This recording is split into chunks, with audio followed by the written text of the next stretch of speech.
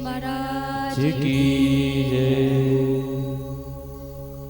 परम कृपाल परम दयालु भगवान श्री बाल कृष्ण लाल के चरणों में दंडवत प्रणाम कर, श्री सतगुरुदेव भगवान के चरणों में दंडवत प्रणाम कर, जगजननी गौ माता के चरणों में दंडवत प्रणाम कर, गांव में विराजमान सभी देवी देवताओं को दंडवत प्रणाम कर, पांडाल में विराजमान सभी भक्तों के अंदर विराजमान परमात्मा को प्रणाम कर, मंच पर विराजमान सभी भक्ता के हृदय में विराजमान परमात्मा को प्रणाम कर।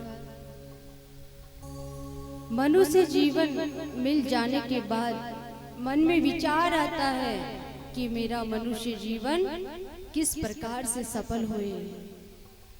जिसके ऊपर भगवान की बहुत विशेष कृपा होती है उस जीव के अंदर ये भाव आता है कि मेरा मनुष्य जीवन किस प्रकार से सफल हुए। अन्यथा जल रहा जीव री स्थिति है कि जल रहा जीव जल में ही जन्मे और जल में ही मर जाए। संसारिक जीव जगत में पैदा होता है और जगत में ही रच बच होकर मर जाता है, पर भगवान की कृपा जीव ने विशिष्ट बना दी है। एक नहीं अनंत जन्मों का जब भाग्य उदय होता है तो श्रीमद् भागवत कथा को सुनने का परम सौभाग्य मिलता है, अन्यथा नहीं मिलता है।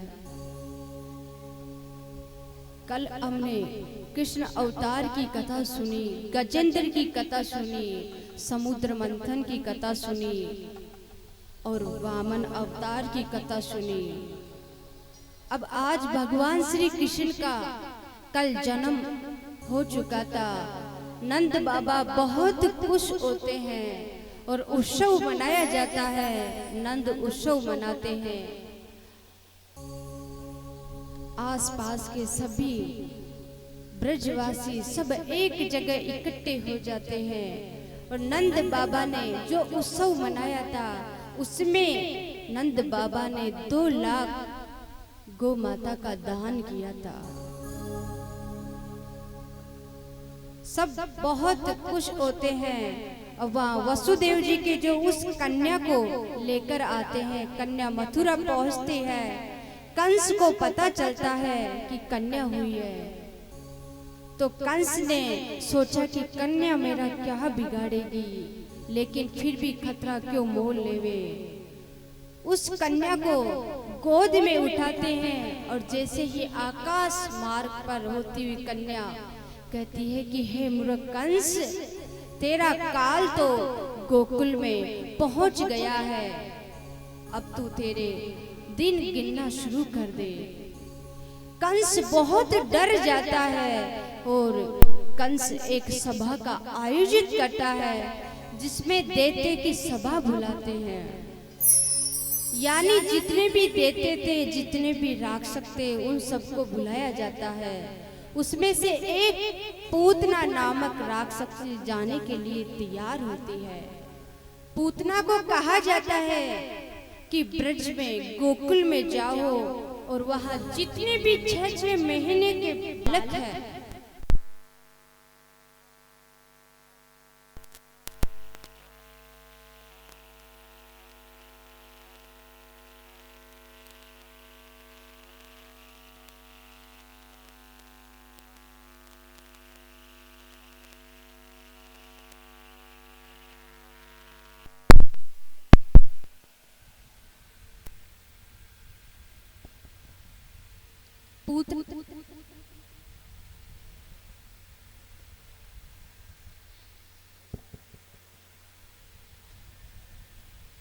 पूतना से कहा कि ब्रज में जाओ और जितने भी गोकुल में जाओ और जितने भी 6 महीने के वहां पर जो बालक है सबको मार दो।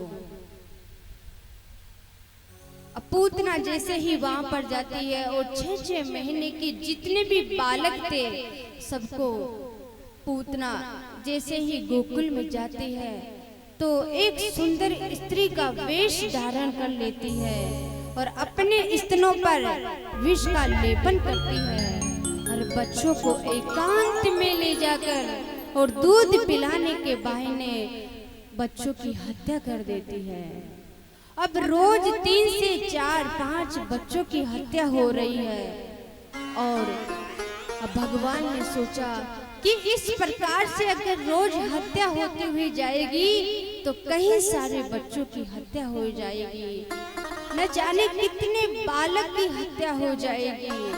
तो भगवान तो अंतर्यामी थे, सब कुछ जानते हैं। भगवान ने योग माया से कहते हैं कि बोले पूतना के मस्तक पर बैठो और उनको तुरंत मेरी तरफ आकर्षित करो, क्योंकि ऐसे तो गोकुल सारा गोकुल उजड़ जाएगा। और जैसे ही योग माया पूतना के मस्तक पर बैठती है और भगवान श्री कृष्ण नंद बाबा के घर की ओर पूतना आ जाती है।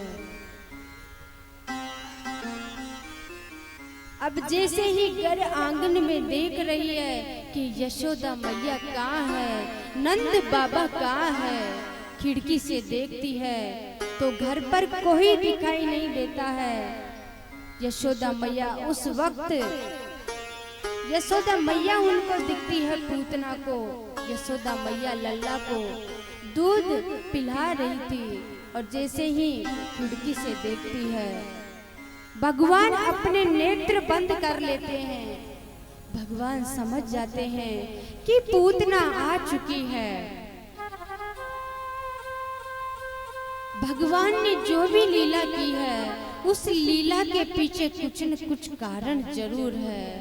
भगवान ने माखन चोरी की, उसके पीछे भी जरूर कुछ न कुछ कारण है। भगवान पूरे ब्रज में जिसके भी घर गए और भगवान ने माखन चोरी की तो उसके घर का आलस्य अहंकार सब चुरा लाते थे। भगवान माखन चोरी करने जाते थे तब भगवान उनके बदले केवल प्रेम और भक्ति ही छोड़कर आते थे। इसलिए हर घर में भगवान चोरी करने जैसे ही जाते थे, लेकिन भगवान अपनी लीला करने के पीछे भगवान का कुछ न कुछ कारण जरूर था। तो भगवान जैसे ही अपने नेत्र बंद करते हैं, यशोदा मैया सोचती है कि लल्ला सो गया है। जब तक लल्ला सोता है जब तक मैं अपना कुछ कार्य कर लेती हूँ। लल्ला को सुलाकर यशोदा मैया अपने काम में व्यस्त हो जाती है, अपना काम करने लग जाती है।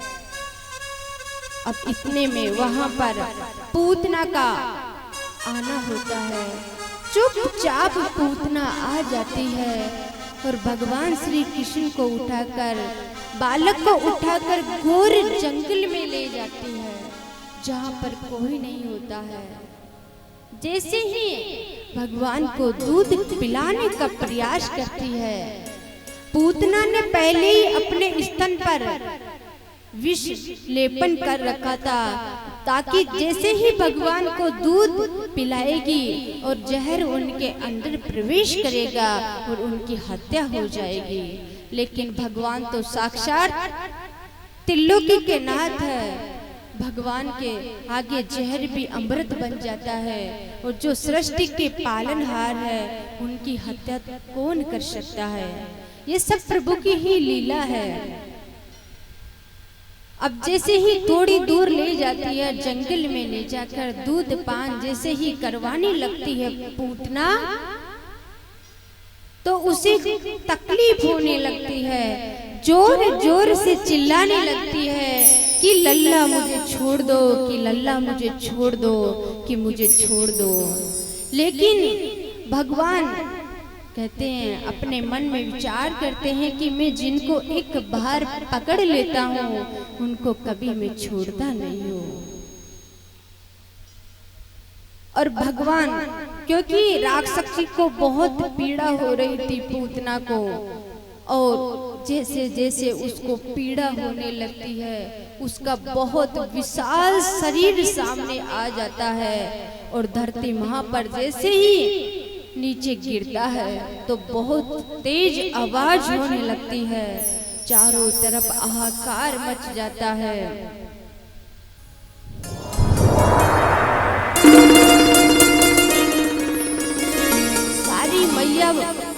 गोकुल में सारी मैया देखती है, जाकर अपने अपने बालकों को देखती है कि इतना कहर कहाँ पर मचा, कि ऐसा क्या संकट आ गया गोकुल में, इतनी ऐसी कौन सी समस्या आ गई कि इतनी जोर से बादल भी गरजने लगते हैं और आवाज होने लगती है, चारों तरफ हाहाकार मच जाता है। ब्रज में जितने भी गोकुल में छोटे छोटे बालक थे, मैया अब जाकर सब पालनों को देखती है। उधर यशोदा मैया भी जाकर जैसे ही पालनों को देखती है, लेकिन लल्ला कहीं दिखाई नहीं देता है। सारे ब्रज के वहां पर इकट्ठे हो जाते हैं। मैया को पता चलता है, मैया भी दौड़ी दौड़ी जाती है। यशोदा मैया को जैसे ही विशाल राक्षसी का शरीर जैसे ही जमीन पे पड़ा हुआ था, उनके ऊपर छोटे से बाल कृष्ण भगवान श्री कृष्ण बैठे हैं, तो मैया उनको निरखने लग जाती है कि कितने सुंदर लग रहे हैं। मैया का उस वक्त वही भाव होता है, मैया वो सब भूल जाती है कि लल्ला को इतने बड़ी राक्षसी से कैसे बचा लल्ला। लेकिन भगवान सोचते हैं कि मैया तो मैया के जैसे एक माँ जब अपने बालक को संकट में देखती है, लेकिन माँ तो यह निहारने लग गई। और यशोदा मैया का जैसे ही ध्यान भटकता है, यशोदा मैया जोर से चिल्लाती है कि लल्ला कितने संकट में है, जाकर भगवान को जैसे ही गोद में लेती है। और सारे ब्रजवासी सोचते हैं कि ये तो बहुत बड़ा संकट आया था, भगवान ने ही इसको बचा लिया, कि इसका परिणाम बहुत बड़ा गलत हुआ। अब वहां पर महादेव जी ने सोचा कि भगवान ने अवतार लिया है, भगवान का जन्म हो चुका है, तो महादेव जी कृष्ण को देखने के लिए यशोदा मैया के द्वार पर आते हैं। और महादेव जी जैसे ही आकर मैया को प्रणाम करते हैं, मैया से कहते हैं कि मैया अपने लल्ला के दर्शन करा दे, मैया मैं बड़ी दूर से आया हूँ। महादेव जी मैया से प्रार्थना करते हैं।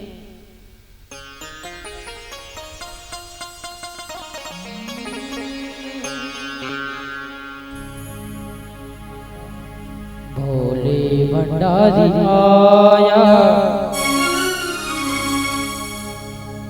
बाबा तेरी नगरी में भंडारी आया, बाबा तेरी नगरी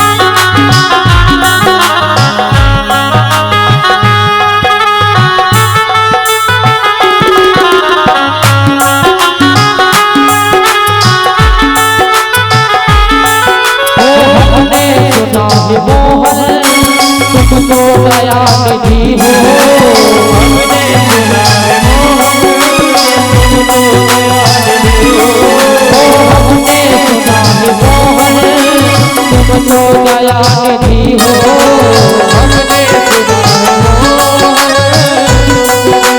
निधि हो आशा में लेके आया आशा में लेके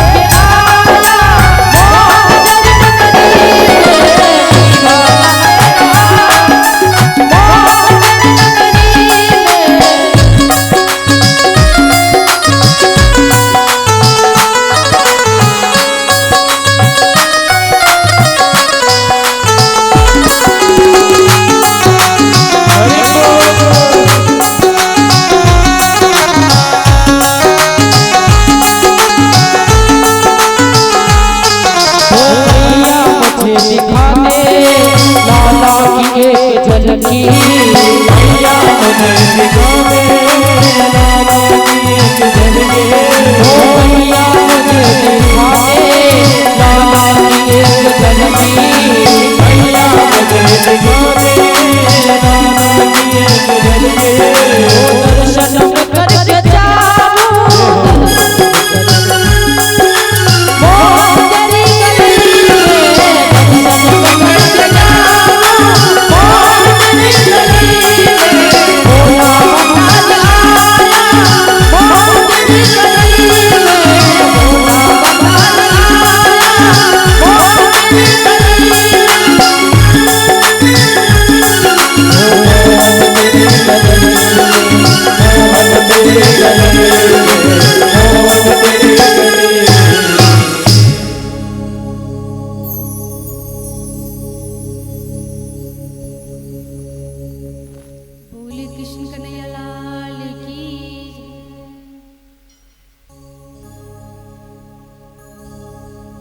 अब यहाँ पर सब गांव वाले सोचते हैं भगवान पूतना का उद्धार करते हैं।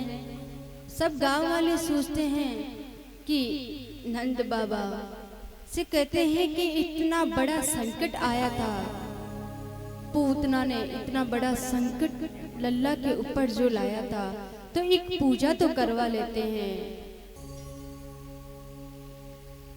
कि हमेशा के लिए भगवान लल्ला की रक्षा करेंगे। अच्छी बात है, पूजा पाठ करवाया जाता है, सभी पंडितों को वहां पर बुलाया जाते हैं, जितने भी ब्रजवासी थे सब वहां पर आ जाते हैं, जितने भी ग्वाल बाल थे सब वहां आ जाते हैं, जितनी भी गोपियां थी सब वहां आ जाती हैं।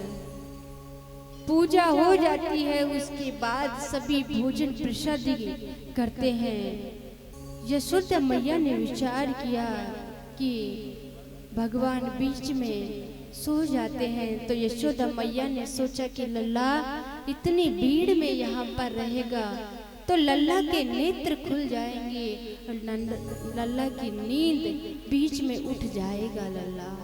तो इसलिए यशोदा मैया लल्ला को गोद में उठाकर एकांत में जाकर और पलने में सुला देती है, ताकि ठाकुर जी की नींद रात ले।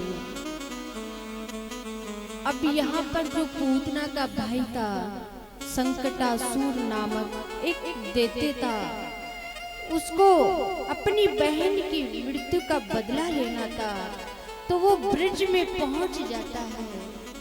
और जैसे ही ब्रिज में पहुंचता है तो भगवान बालकृष्ण लाल की नींद खुलती है और देखते हैं कि सब तो उत्सव मना रहे हैं और देखते यहाँ पर ब्रिज में प्रवेश हो चुका है कि सब पूजा में उधर मगन है, पूजा कर लिए, सब भोजन प्रसादी में उधर मगन है, अकेला मुझे छोड़ दिया यहाँ पर। तो भगवान फिर से अपनी एक लीला करते हैं।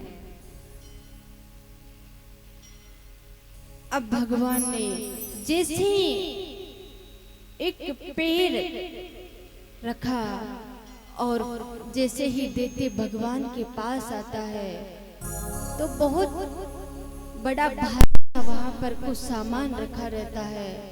तो सोचते हैं, देते ने सोचा कि अगर ये इतना भारी सामान इस लल्ला पर जाकर गिर जाएगा तो हो मारने की आवश्यकता ही नहीं पड़ेगी, इतना छोटा सा तो बालक है।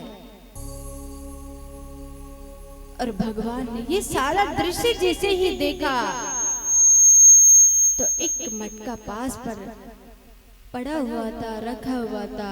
उसके जैसे ही पैर लगाते हैं भगवान, जैसे ही स्पर्श करते हैं तो पूरा संकट था वो उस राक्षस के ऊपर जाकर, जो पूतना का भाई था उसके ऊपर जाकर जैसे ही वो बढ़ा गिरता है, बहुत तेज आवाज होती है और सारे वृक्षवासी दौड़े दौड़े वहां पर आ जाते हैं। जैसे ही भगवान की तरफ आते हैं, लल्ला की तरफ आते हैं, सारे ब्रजवासी फिर से आकर देखते हैं कि फिर से ठाकुर जी बच गए हैं। ये सारी प्रभु की ही लीला थी, सारी उन्हीं की रचना थी। भगवान श्री कृष्ण साक्षात प्रभु के ही अवतार थे, लेकिन ब्रजवासी तो सोचते थे कि लल्ला पर कोई थोड़ा सा संकट क्या आ जाते थे, सारे दुविधा में पड़ जाते थे कि इतना बड़ा संकट आ गया। अब यहाँ पर वसुदेव जी ने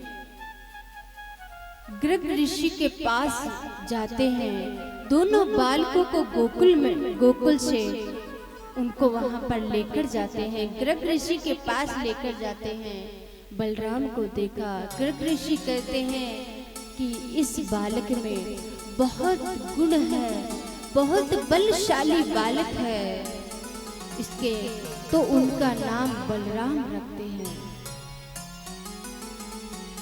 और जैसे ही बाल कृष्ण लाल की तरफ, ठाकुर जी की तरफ जैसे ही गर्ग ऋषि देखते हैं, कहते हैं कि ये बड़ा ही नटखट बालक है, हर चीज ही टेढ़ी रखेगा, इसका श्रृंगार भी होगा, जो मुकुट भी होगा वो भी अपने मस्तक पर टेढ़ा ही धारण करेंगे, तो उनका नाम रखा जाता है और इनकी जीभ से जब भी भगवान श्री कृष्ण का नाम लिया जाएगा तो उसके लिए भी हर चीज इनकी टेढ़ी ही धारण होगी, इसलिए भगवान श्री कृष्ण उनका नाम रखा जाता है। गर्ग ऋषि दोनों बालकों का नाम संस्कार करते हैं और ठाकुर जी की लीला होती है कि एक बाहर रात्रि का समय हो गया था और भगवान अपनी मैया के गोद में बैठे हुए थे और चंद्रमा की रात्रि थी, आंगन में बाहर बैठे हुए थे और भगवान वहां बैठे बैठे बाल कृष्ण लाल साक्षात चंद्रमा के दर्शन कर रहे थे। यशोदा मैया की गोद में रहते हैं और जैसे ही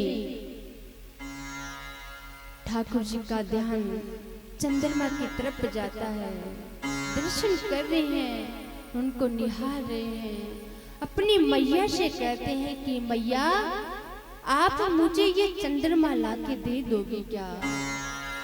मैया कहती है कि लल्ला ये कोई खेलने की वस्तु थोड़ी है जो मैं आपको लाके दे सकती हूँ, लेकिन छोटे से बालक होते हैं, चाहे भगवान का ही स्वरूप हो, लेकिन बालक तो बालक ही होते हैं।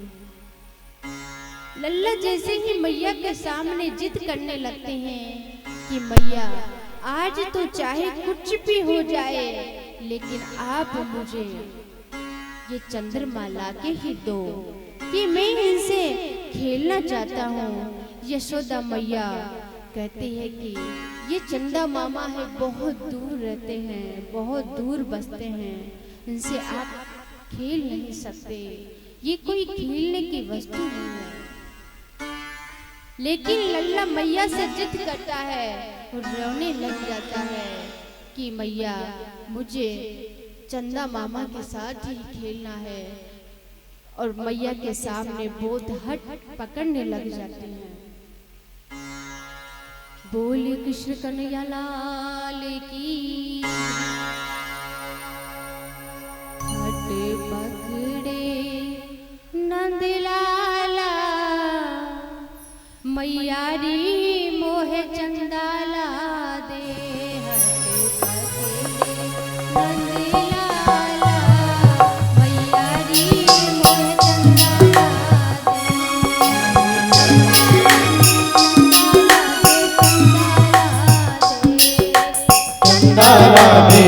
चंदा ला दे, चंदा ला दे।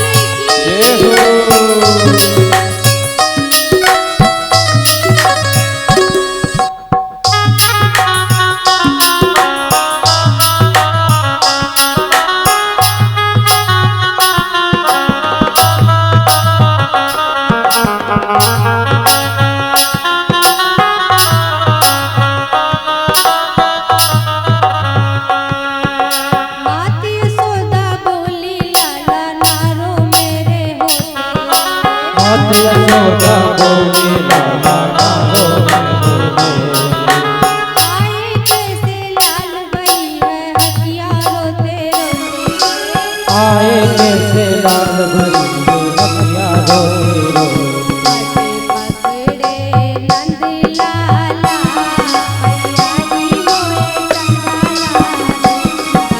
पकड़े नंद लाला मैया जी मोहे चंदा ला दे। चंदा ला दे, चंदा ला दे, चंदा ला दे। चंदा ला दे, चंदा ला दे। पकड़े नंद लाला मैया जी मोहे चंदा ला दे। पकड़े नंद लाला मैया जी मोहे चंदा ला दे।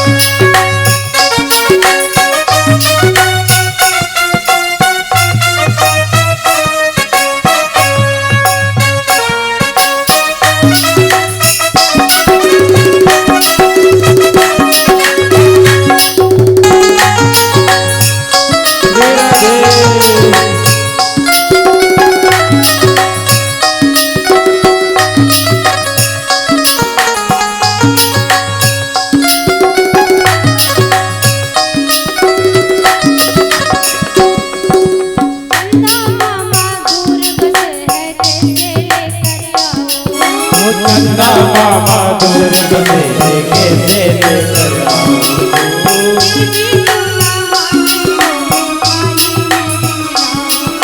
फिर भी तू ना माने तो मैं काली देख बजाऊं।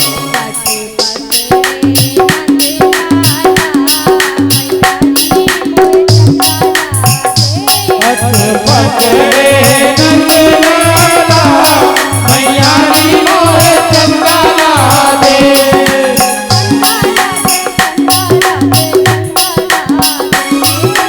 चंदा ला दे, चंदा ला दे, चंदा ला दे।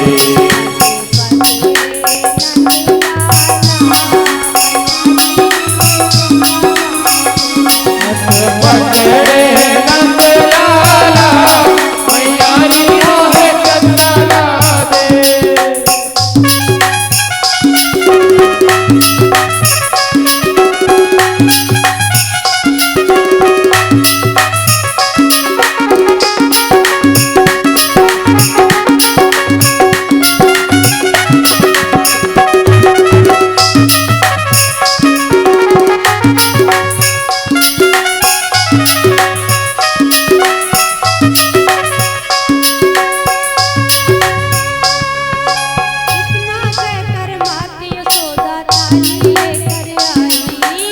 इतना कहकर मात यशोदा थाली लेकर आई।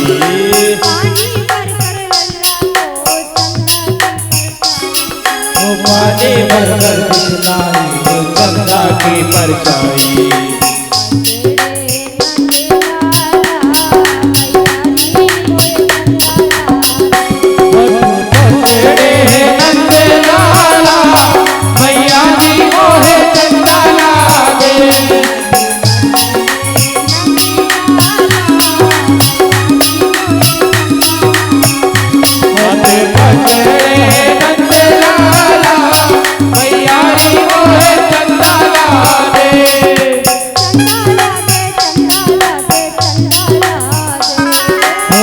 चंदाला दे चंदाला दे चंदाला दे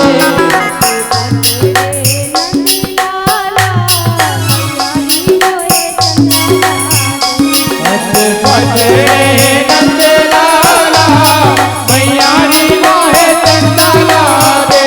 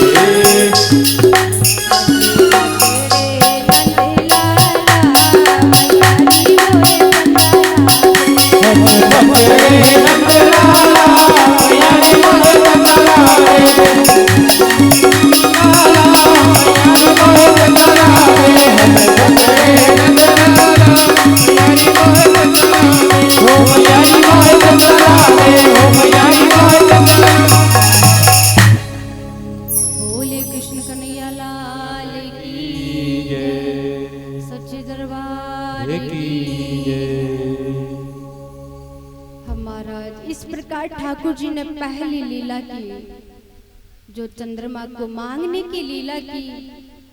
अब हम चलते हैं, भगवान ने दूसरी लीला करी, वो थी चोरी की लीला, जो प्रथम लीला करी थी। तो भगवान के मन में विचार किया कि क्यों ना हर बार यशोदा मैया को तो शिकायतें ही शिकायतें मिलेगी सारे ब्रज से कि यशोदा देख तेरे लल्ला को क्या तू माखन नहीं देती है क्या? तेरे घर में इतना माखन है फिर भी तेरा लल्ला चोरी करता है। तो भगवान श्री कृष्ण पहली चोरी का प्रयास अपने घर से ही करते हैं, पहली चोरी की लीला अपने घर से ही शुरू करते हैं कि कम से कम मैया को हर बार शिकायतें मिलेगी। पहली माखन चोरी की लीला अपनी मैया के घर से करता हूँ ताकि मैया भी कुछ आनंद ले लेगी और मैया भी दर्शन कर लेगी इस लीला का।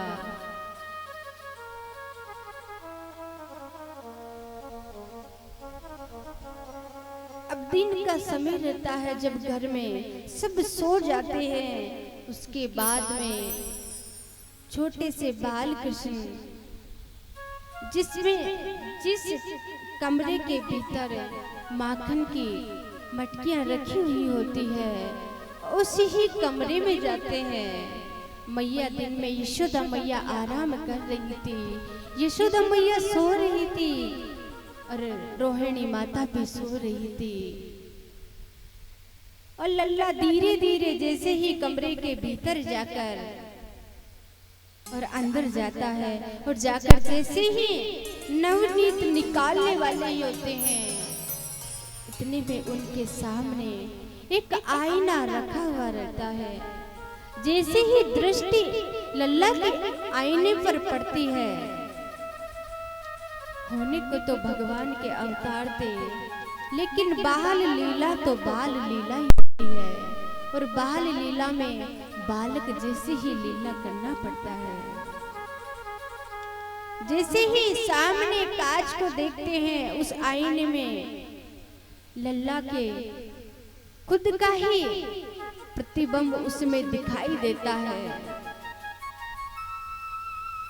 तो मन में विचार करते हैं कि मैया बहुत चालाक है, पहले से ही मेरी रखवाली के लिए मैया ने यहाँ पर एक बालक खड़ा कर रखा है।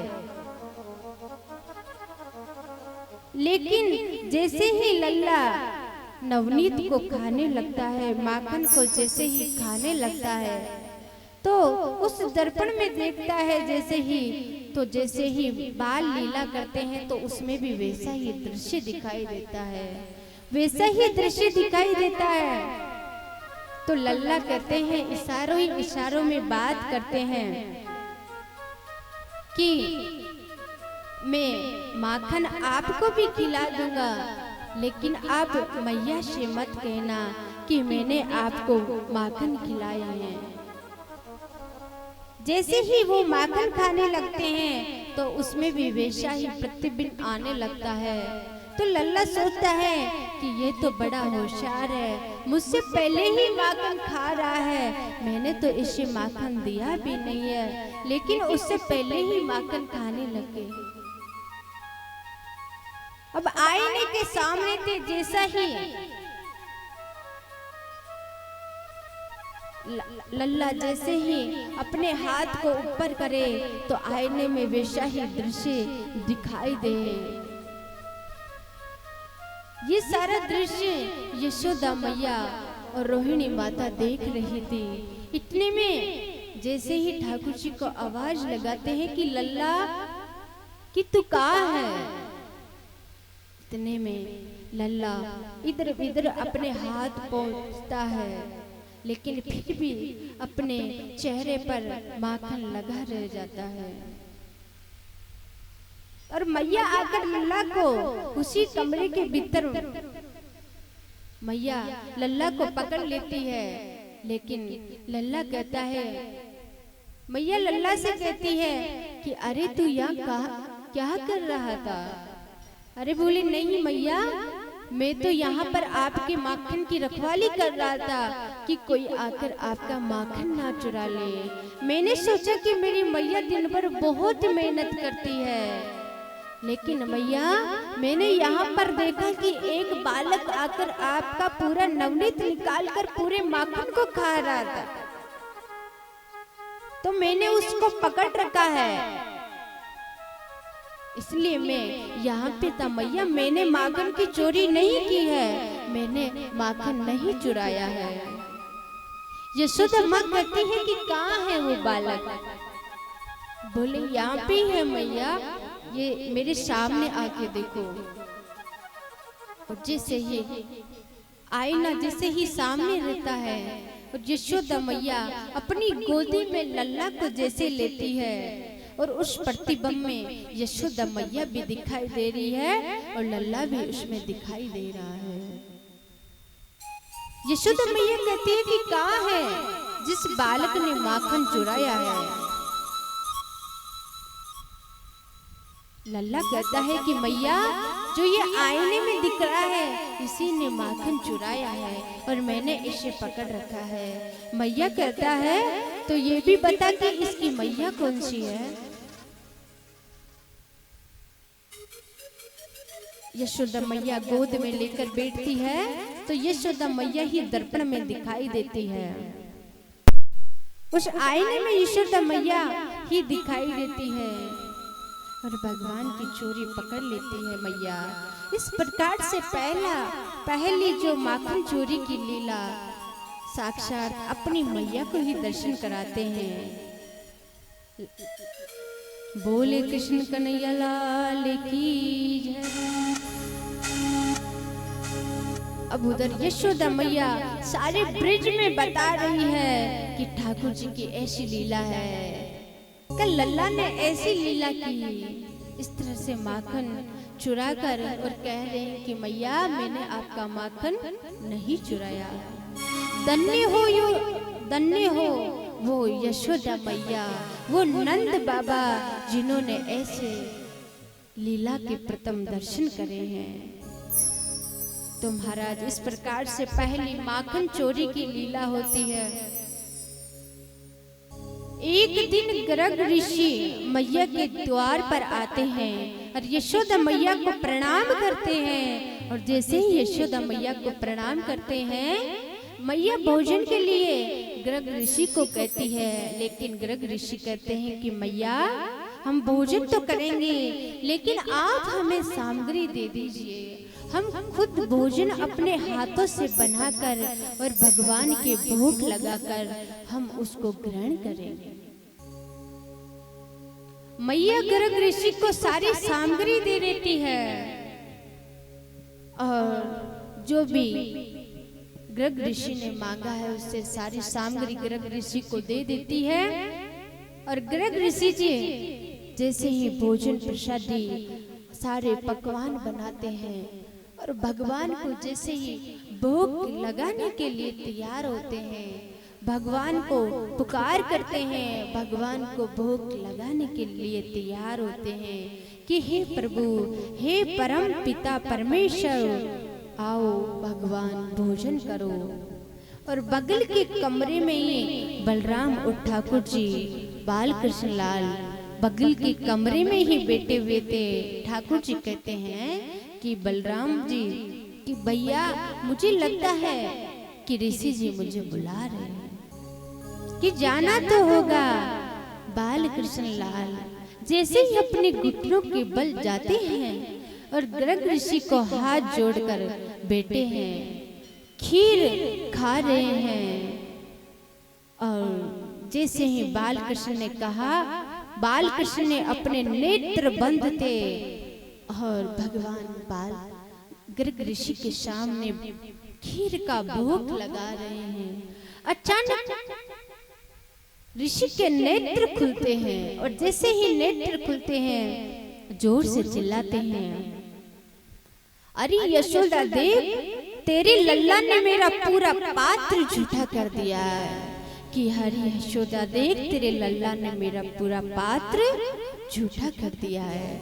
यशोदा मैया माफी मांगती है कि मैं फिर से आपको खीर की सारी सामग्री दे दूंगी, आप फिर से खीर बना लेना और फिर से आप भोग लगा देना।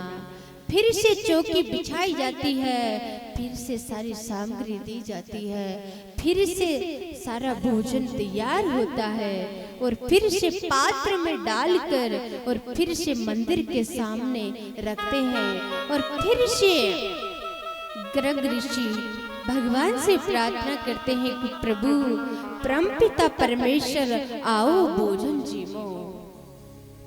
फिर से पीछे से ठाकुर जी बाल कृष्ण लाल अपने घुटनों के बल पर आते हैं, खीर को खाने ही लगते हैं और फिर से नेत्र खुलते हैं और फिर से जोर से चिल्लाते हैं। 2-3 बार ऐसा होता है कि यशोदा देख, तेरे लल्ला ने मेरा पूरा पात्र झूठा कर दिया है, पूरे भोजन प्रसादी झूठी कर दी है। फिर से यशोदा मैया गर्ग ऋषि से क्षमा याचना करती है। फिर से यशोदा मैया गर्ग ऋषि को सारी सामग्री ला कर देती है। यशोदा मैया फिर से पात्र बिछाया जाता है, भोजन प्रसादी तैयार होती है। ऐसा 3-4 बार हुआ और फिर से पात्र में खीर डाली जाती है और फिर से गर्ग ऋषि भगवान से प्रार्थना करते हैं कि प्रभु परमपिता परमेश्वर, आओ भोजन करो। और यहाँ पर भगवान फिर से चलकर आते हैं। यशोदा मैया को लगा कि अब की बाहर लाला बहुत नटखट है, फिर से कुछ न कुछ शैतानी करेंगे, तो यशोदा मैया लल्ला को रस्सी से कमरे में बांध देती है। और जैसे ही यशोदा मैया लल्ला को रस्सी से बांधती है और जैसे ही ऋषि जैसे ही भगवान को बुलाते हैं तो रस्सी धीरे धीरे ढीली होती जाती है और भगवान अपने घुटनों के बल पर आकर और फिर से भोग लगाते हैं। फिर से भोजन प्रसादी ऋषि के द्वारा बनाई हुई, गर्ग ऋषि के द्वारा बनाई हुई भोजन प्रसादी को ग्रहण करते हैं। और फिर से गर्ग ऋषि को पता चलता है, फिर से मैया को कहते हैं और मैया पर बहुत क्रोधित होते हैं। मैया लल्ला को डांटती है कि लल्ला, तू बार बार मैं तुझे रस्सी से इतना बांध देती, फिर भी तू रस्सी को छुड़ा कर कैसे आ गया। इतने में भगवान इतने लल्ला के मुखार बिंद से ये शब्द निकल जाता है कि मैया बार बार ऋषि पुकार कर रहे थे कि आओ प्रभु परम पिता परमेश्वर आओ भोजन करो, तुम्हें जाता नहीं क्या, मैं भी तो भगवान हूँ। ये सारी बातें ऋषि जी देख रहे थे। इतने में मैया कहती है कि क्या बोला लल्ला, तू भगवान है? बोले हाँ मैया मैं भी भगवान हूँ, आप भी भगवान है, हर इंसान में भगवान का ये अंश होता है। बोले अगर तू भगवान है तो चतुर्भुज रूप धारण करके दिखा। तो लल्ला कहता है कि मैया अगर तू कहती है तो मैं तेरे सामने चतुर्भुज रूप धारण करके भी दिखा सकता हूँ। यशोदा मैया ने सोचा कि न जाने क्या क्या बोलता रहता है, कभी कहता है कि मैं ही भगवान हूँ। ये सारी बातें गर्ग ऋषि सुनते हैं तो गर्ग ऋषि मन में विचार करते हैं कि एक छोटे से बालक के अंदर तो इतनी भक्ति की, ज्ञान की, वैराग्य की इतनी सारी बातें एक छोटे से बालक तो कर नहीं सकता। बोले ये कोई साधारण बालक तो नहीं है, जरूर कुछ न कुछ दिव्य आत्मा है। गर्ग ऋषि जैसे ही अपने नेत्र बंद करते हैं और नेत्र बंद करते ही सारा दृश्य उनके सामने आ जाता है कि ये तो साक्षात त्रिलोकी के नाथ है, भगवान श्री कृष्ण के ही अवतार है। मैया लल्ला को डांट रही है और उधर बालकृष्ण लाल की जो झूठी खीर थोड़ी बहुत बची थी उसे गर्ग ऋषि उस भोजन प्रसाद को थोड़ी बहुत खीर बची थी उसे गर्ग ऋषि खा जाते हैं, खा लेते हैं, ग्रहण कर लेते हैं। मैया देखती है कि इतनी देर तो ऋषि जी जोर जोर से चिल्ला रहे थे कि यशोदा देख तेरे लल्ला ने बार बार पात्र जूठा कर दिया और इधर मैं लल्ला को डांट रही हूँ। इतने में खुद ही सारा भोजन ग्रहण कर लिए, क्योंकि गर्ग ऋषि समझ गए थे कि ये कोई साधारण पुरुष नहीं है, ये साधारण कोई बालक नहीं है। महाराज यहाँ सब एक दिन सभी गोपियां ग्वाल बाल बैठे हुए थे। बाहर और आंगन में सामने कुछ मोहरनियां नृत्य कर रही थी। तो लल्ला जी मैया की गोद में बैठे हुए थे, बहुत प्रसन्न हो रहे थे, ये सारा दृश्य देख रहे थे। मोर पंख यहाँ कहीं गोपियां बैठी हुई तो चर्चा करने लगी कि भगवान अपने मस्तक पर ये मोर पंख क्यों धारण करते हैं। सबका अलग अलग प्रश्न, अलग अलग जवाब आता है। प्रश्न तो एक ही रहता है लेकिन जवाब सबका अलग अलग आता है कि भगवान अपने मस्तक पर मोर पंख इसलिए धारण कर रखे हैं क्योंकि महादेव जी नीलकंठ है और ये महादेव जी के भक्त है। भगवान महादेव जी के प्रेम स्वरूप इसलिए मोर पंख लगा रखे हैं। कोई कहता है कि नहीं, ये राधा रानी से बहुत प्रेम करते हैं इसलिए उनके राधा की जो चुंदड़ी होती है वो नीली है, इसलिए मोर पंख भगवान ने धारण कर रखा है। ये सारी बातें करते हैं, साधारण सी बात है, हम सोच सकते हैं, लेकिन जो असल में बात है कि ठाकुर जी बाल कृष्ण लाल भगवान श्री कृष्ण को पवित्रता पसंद है। मोर कभी भी संसारिक संभोग नहीं करता है।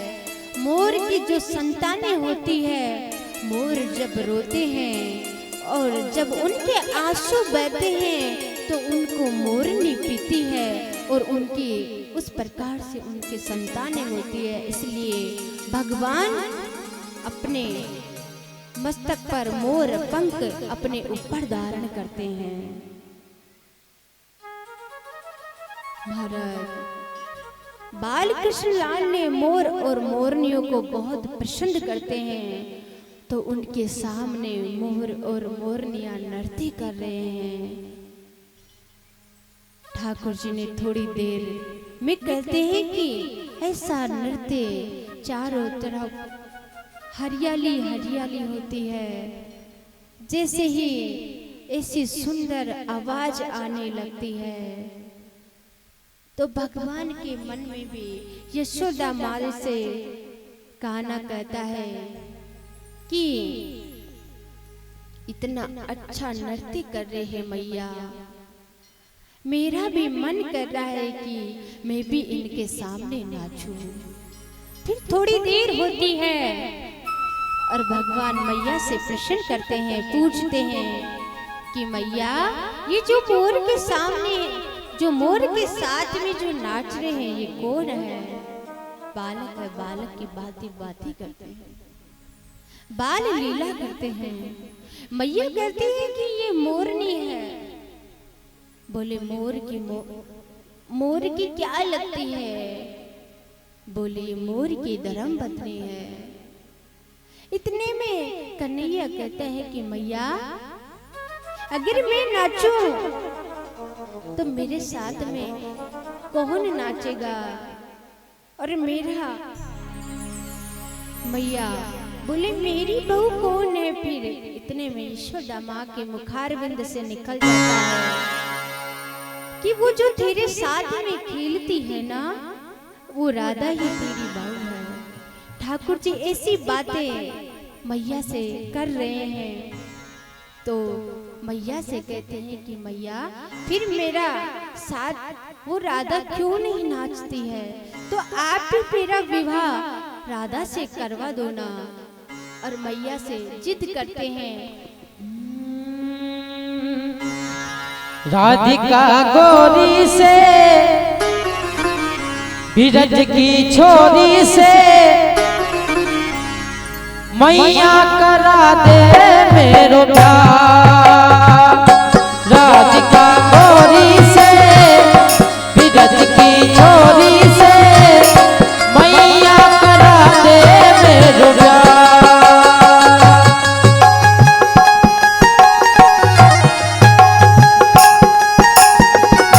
राधिका गोरी से बिरज की छोरी से मैया करा दे मेरो प्यार। राधिका गोरी से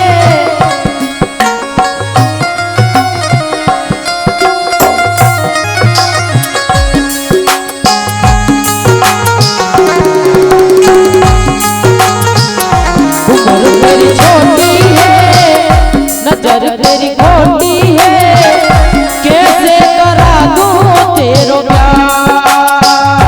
उम्र तेरी छोटी है, नजर तेरी खोटी है, कैसे करा दूं तेरो प्यार।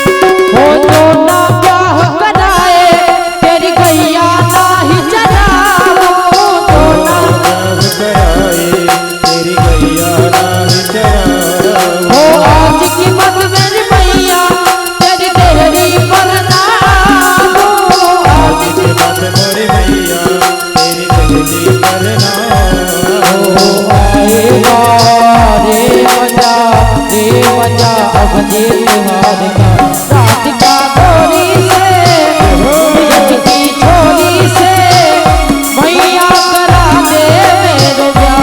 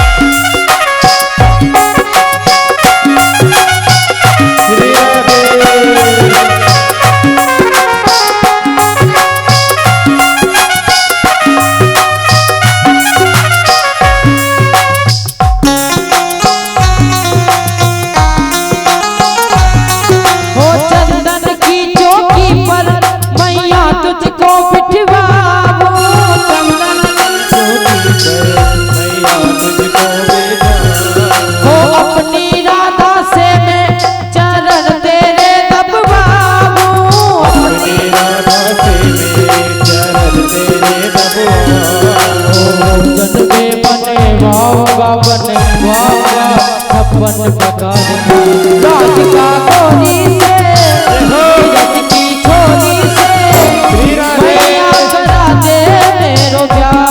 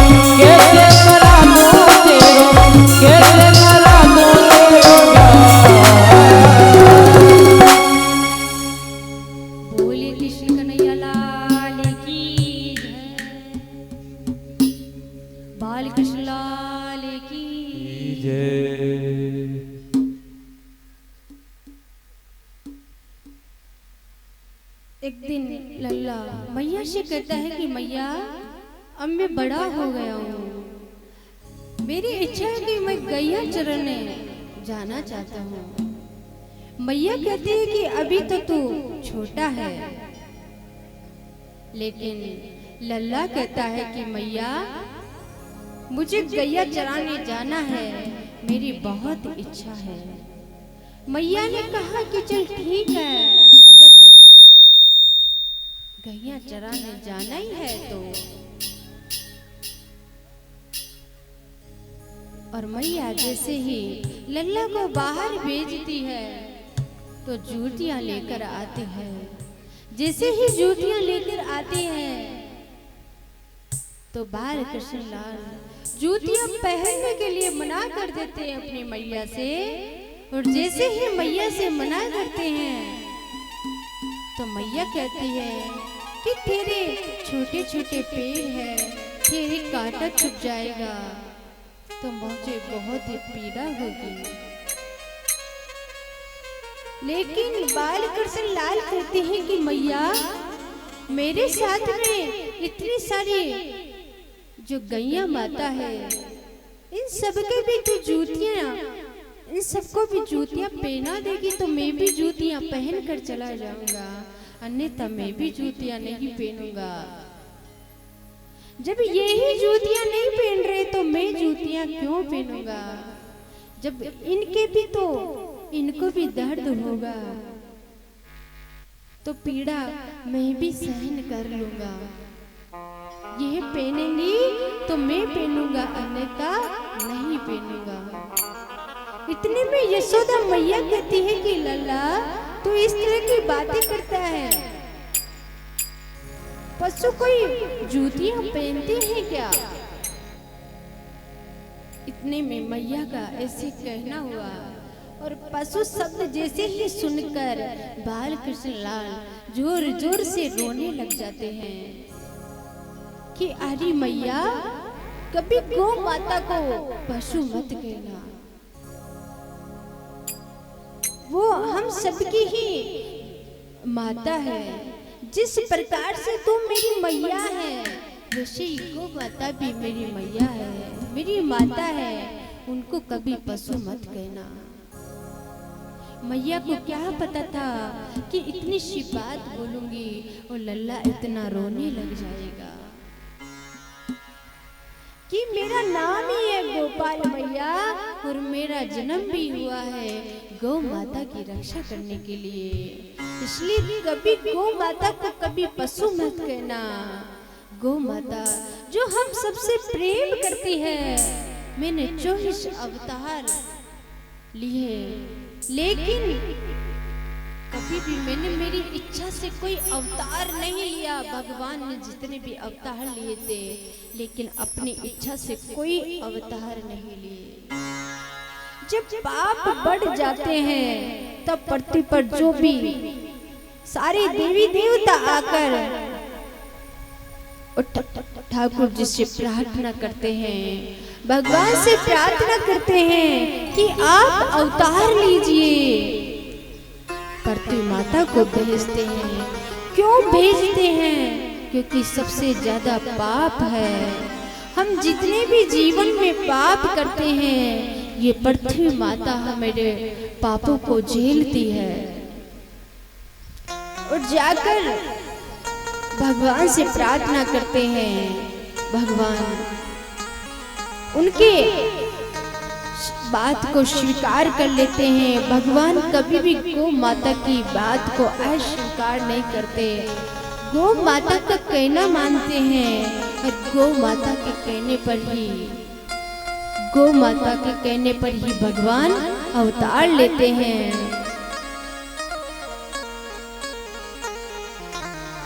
अब सारे ठाकुर जी एक समय उनके साथ सारे ब्रजवासी, सारे गवाल बाल सब चले गए थे। गोपियां, यशोदा माँ, नंद बाबा सब कुछ जीवन में बिछुड़ जाते हैं, लेकिन हमेशा आज भी उनके साथ है तो गौ माता है, सदा उनके साथ है। गैया चरा कर जैसे ही रास्ते से निकल रहे थे, घर वापस लौट रहे थे, तो रास्ते में उनको गोपियां रास्ते से आ रही थी। वृंदावन से बरसाना के लिए माखन बेचने जाती थी। रोज रोज सारी मटकियां नहीं बिकती थी, कुछ बच जाती थी।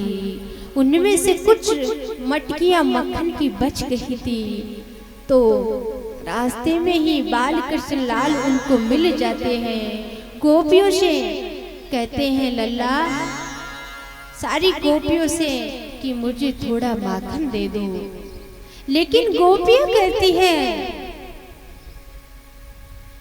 कि कन्हैया, तुझे माखन खिलाने का कोई फायदा नहीं है। तुझे कितना भी माखन खिला देंगे फिर भी तू काला का काला ही रहेगा।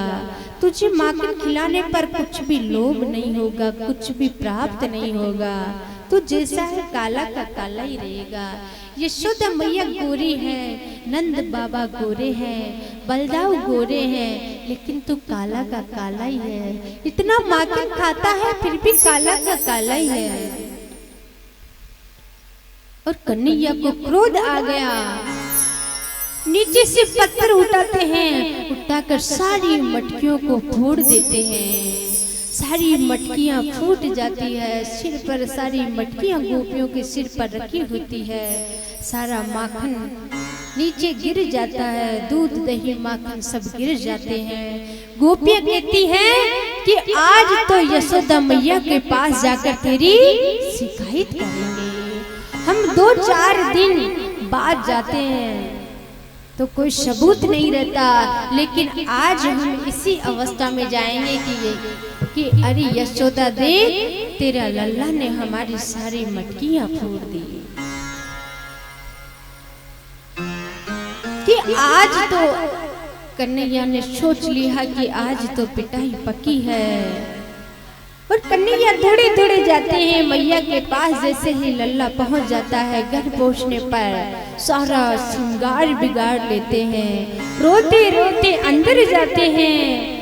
अब पूरे दिन भर गैया चरा कर आया है, शाम को लल्ला अगर घर लौटता है कन्हैया और मैया के सामने रोते हुए बिकलाते हुए रुदन करते हुए जाएंगे तो मैया का स्वभाव, मैया को दया आ ही जाती है। मैया कहती है लल्ला से कि क्या हुआ।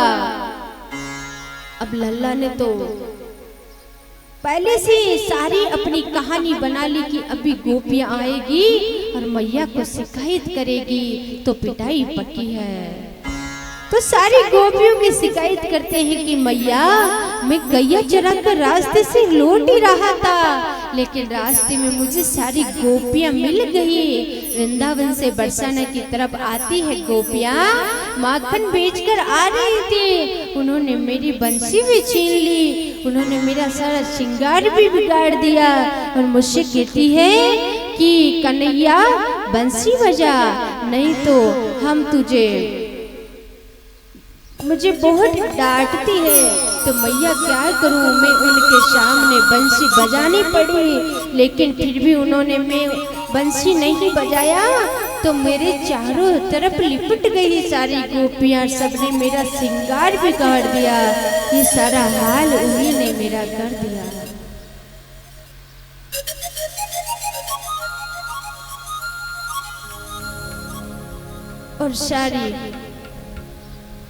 और मैंने उनकी मटकियां भी नहीं फोड़ी मैया, वो सारा अपना माखन भी, कहती है कि हम तुझे माखन भी खिला देंगे, तू बंसी तो बजा देगा ना हमारे सामने।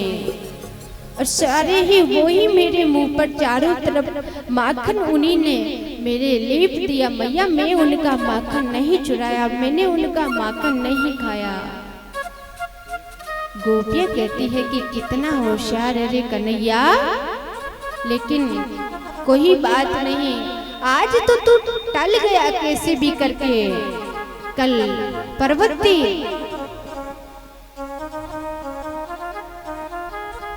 आज तो टल गया, लेकिन एक दिन फिर से मैया के सामने तेरी शिकायत लेके आएंगे और उस दिन लल्ला तू नहीं बच पाएगा।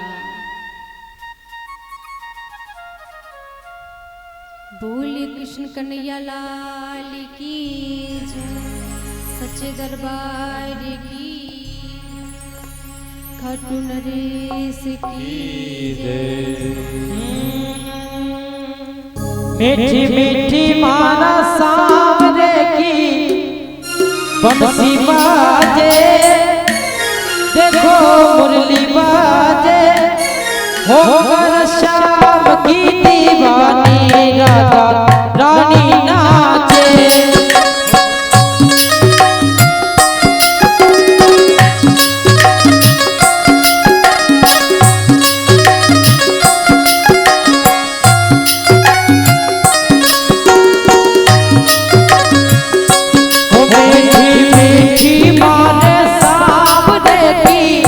बंसी बाजे मुरली बाजे, और शाम की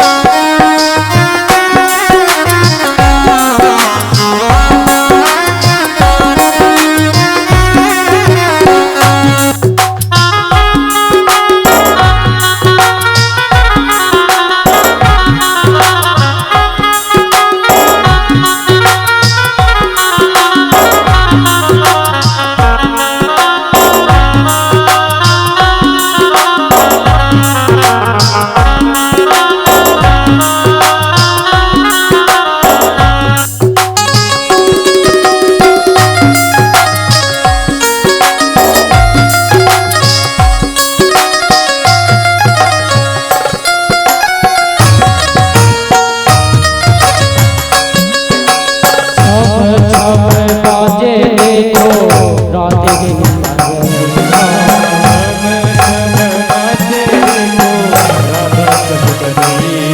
ओ छमी छमी बाजे देखो राधे की पायलिया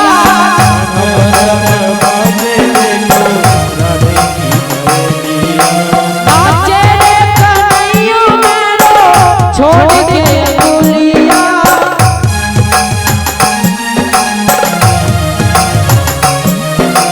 नाचे रे कन्हैया मेरो छोड़ के अंगुलिया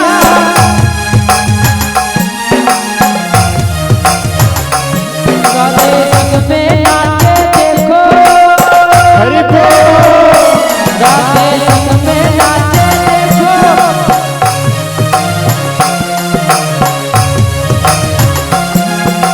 सागे सागे सागे और शाम की दीवानी राधा नानी नाचे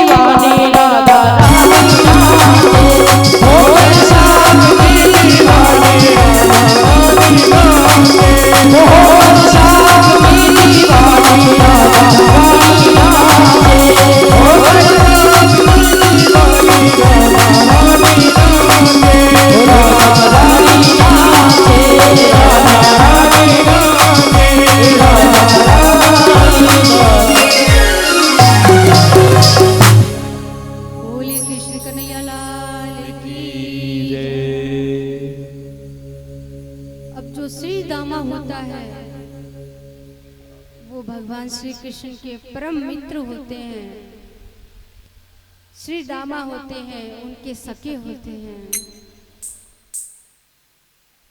श्री दामा मधुमंगल ब्रिज में बहुत सारे सखा थे उनके, सभी ही गैया चराने साथ में जाया करते थे। तो श्री दामाताएं वो बहुत गरीब थे, तो जब गैया चराकर दिन में जब सब वहां पर भोजन करते थे, तो जो श्री दामा थे वो छाछ ले जाए ते। तो इसलिए श्री दामा सोचते थे कि कन्हैया के घर से तो बहुत सारे पकवान आते हैं, मैं तो इतना गरीब हूँ कि मैं तो छाछ ही लेकर आता हूँ। इसलिए वो जल्दी जल्दी जैसे भी उनके पास जो भी भोजन प्रसादी थी सबसे जल्दी श्री दामा करने का प्रयास करते थे। लेकिन जैसे ही कन्हैया देखता है कि आप रोज रोज सब का भोजन कर लेते हैं श्री दामा, लेकिन अपना भोजन तो हमें करवाते ही नहीं है। अब वो इसलिए नहीं कराते थे श्री दामा क्योंकि छाछ ही लेकर आते थे। लेकिन जैसे ही आधी छाछ श्री दामा पी जाते हैं और अपने सखाओं की आधी छाछ कन्हैया पी जाते हैं। इतना अटूट प्रेम था, सभी अपने ग्वाल बाल सारे मित्रों से बहुत प्रेम करते थे, सारी गोपियों से भी बहुत प्रेम करते थे, सारे ग्वाल बाल से भी बहुत प्रेम करते थे। और जैसे ही शाम को सब संध्या होते ही घर लौटते थे तो सारे सखा एक साथ होकर खेलते थे। खेलते खेलते एक दिन उनकी कहीं आंगन में वो खेल रहे थे बाहर, तो खेलते खेलते उनकी बोली कृष्ण कन्हैया लाल की जय, बाल कृष्ण लाल की। खेलते खेलते उनकी गेंद जैसे ही बहुत बड़ा सरोवर होता है, बहुत बड़ी नदी होती है, उसके भीतर चली जाती है। श्री दामा और मधुमंगल सारे उनके सखा होते हैं, सब कहते हैं कि नहीं हमें तो हमारी गेंद वापस चाहिए। कन्हैया से जिद करते हैं और बोले, लेकिन उस कन्हैया जैसे ही पेड़ के ऊपर चढ़ के और नदी में जैसे ही कूदने वाले होते हैं, बहुत बड़ी नदी थी, उसमें कालिया नाग भी उसके भीतर रहता था।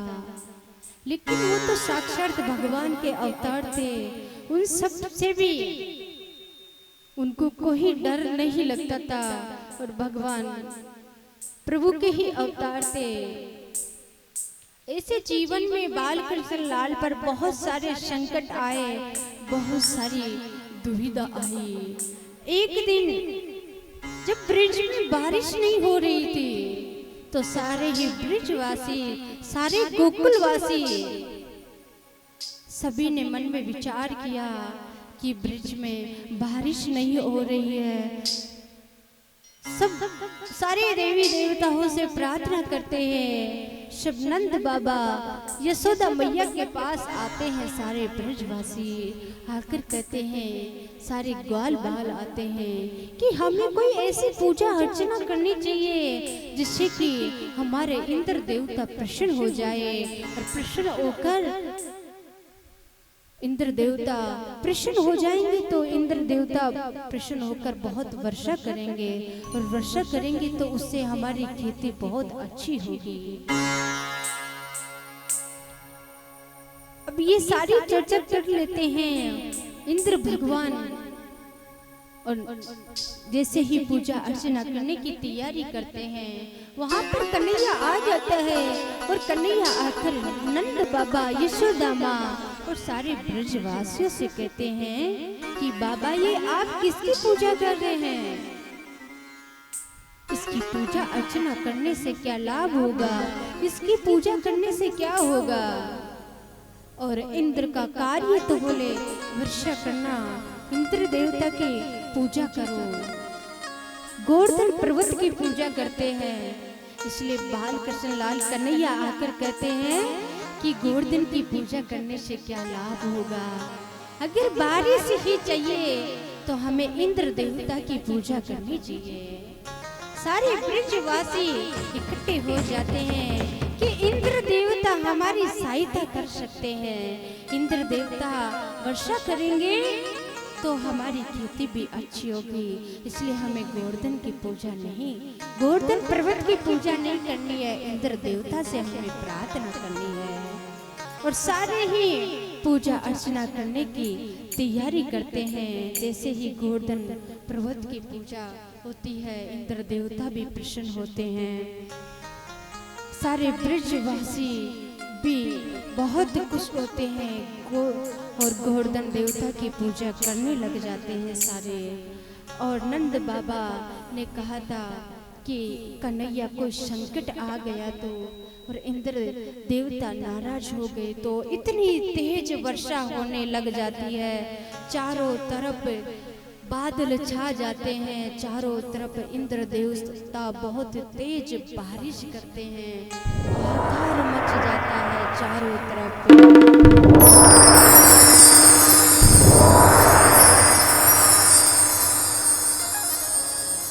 सारे ग्वाल बाल इकट्ठे हो जाते हैं और सारे सब ग्वाल बाल सारे ब्रजवासी नंद बाबा के पास जाते हैं कि नंद बाबा हमारी सहायता करो, इतनी तेज बारिश हो रही है कि हमारी सहायता करो। और जैसे ही नंद बाबा के पास जाते हैं तो नंद बाबा कन्हैया से कहते हैं कि कन्हैया, मैंने तुझसे कहा था कि तेज वर्षा हो गई है। सारे ग्वाल बाल अपनी अपनी लाठियों को लगाते हैं, गोवर्धन पर्वत को ऊंचा करते हैं कि कम से कम इतनी तेज बारिश हो रही है, बहुत सारे ब्रजवासी डूब जाएंगे। साक्षात गोवर्धन पर्वत को अपने चट्टी अंगुली पर धारण करते हैं और पूरे ब्रजवासी सारे ग्वाल बाल सभी की रक्षा करते हैं और इंद्र देवता बहुत प्रसन्न होते हैं।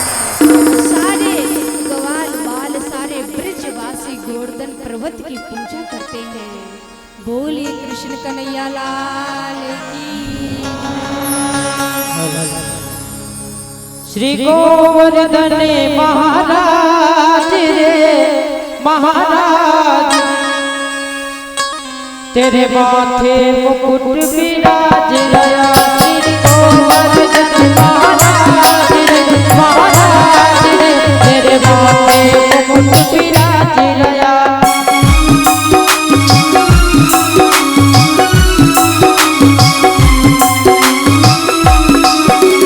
गोवर्धन महाराज रे, तेरे माथे मुकुट विराज रया।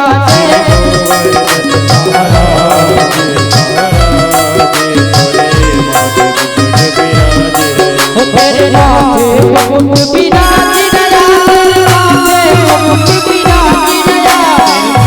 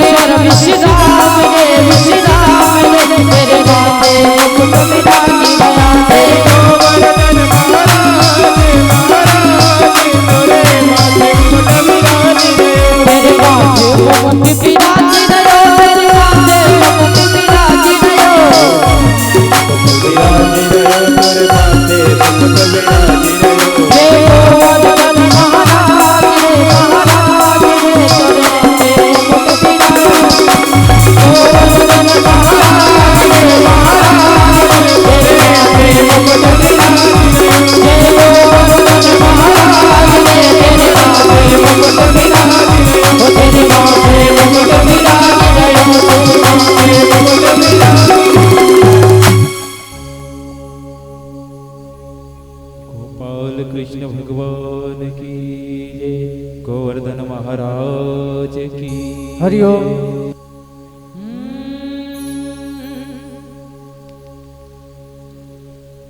तू मेरा यार है, हरि बोल। मेरा दिलदार है, काली कमली वाला मेरा यार है, मेरे मन का मोहन तू दिलदार है।